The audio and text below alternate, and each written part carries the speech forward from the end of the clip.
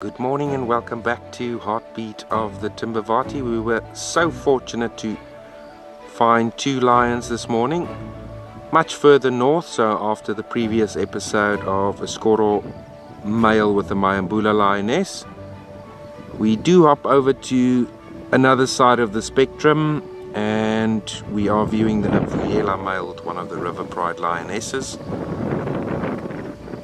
The grass is so tall at the moment, but luckily they moved out of it and they decided to come remain static on the road.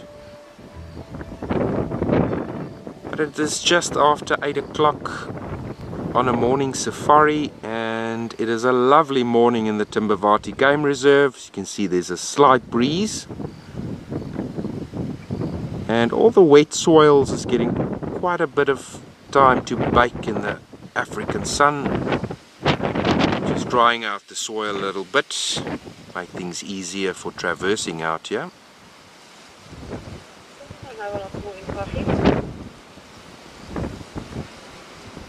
But compared to the older Skoro male that we see on the saw on the previous episode, you can see that this male's mane is not that full.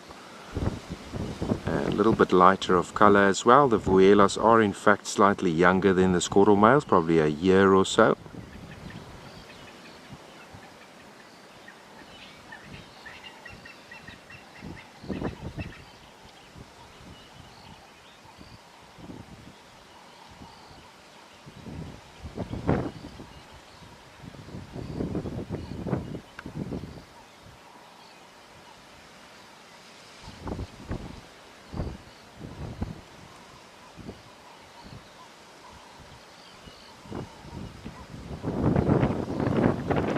So this boy would be following every movement of this lioness.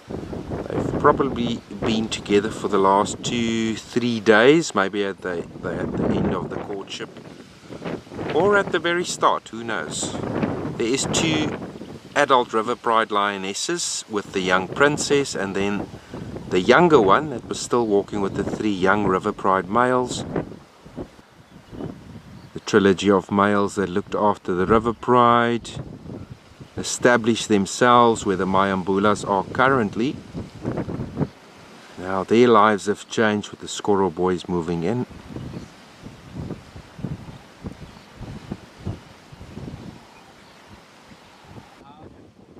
You can see the tree line of the Mashaton River.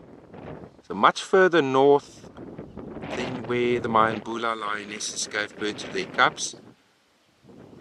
But the latest addition to their pride, the 6 youngsters that unfortunately some of them didn't make it, hasn't been seen again. They were sort of born close to this area where the Vuyela males are occupying at the moment.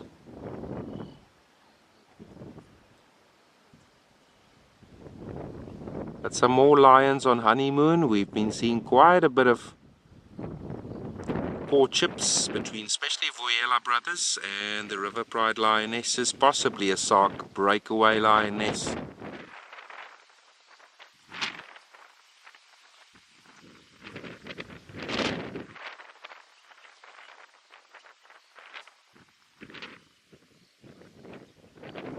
Yeah, we're going to sit here for a while and hopefully they get up and move a little bit more just to give us a better visual, or at least of the front of their faces.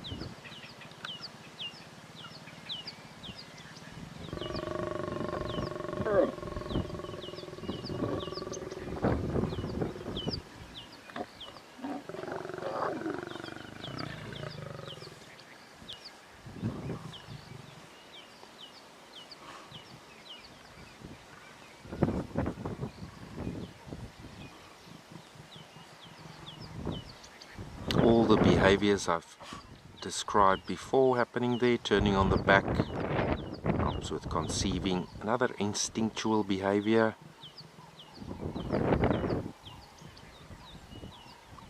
Well, that action would happen every 15 minutes to in half an hour. The more they mate in that 3 to 4 days, the better the chances of conceiving. Can you imagine the River Pride having more cubs? Can't wait.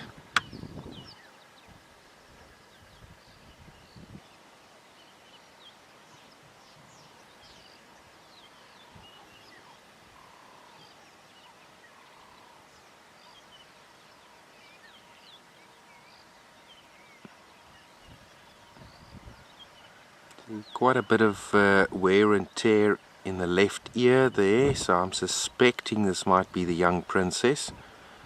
Slight bit of pinkishness on the nose there as well.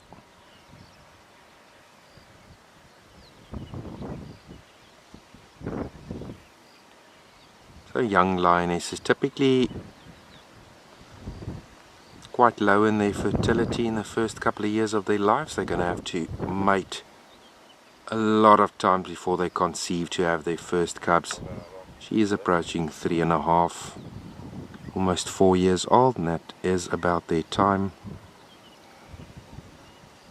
to have their first cubs.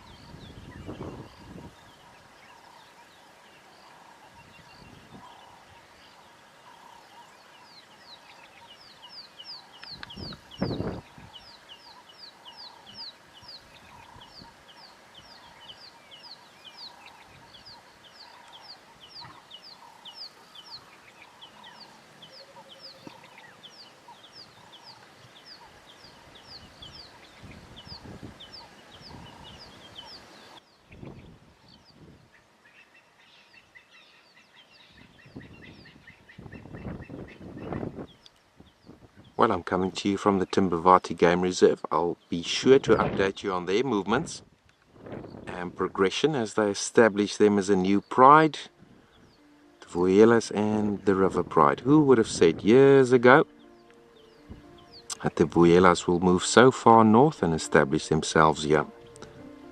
Let's see how it plays out with their rivals, the Skoro males to the southeast. With the Mayambulas, we'll watchfully keep an eye on their progression and the movements of the lions in the Timbavati Game Reserve. But this was Christoph Skuman.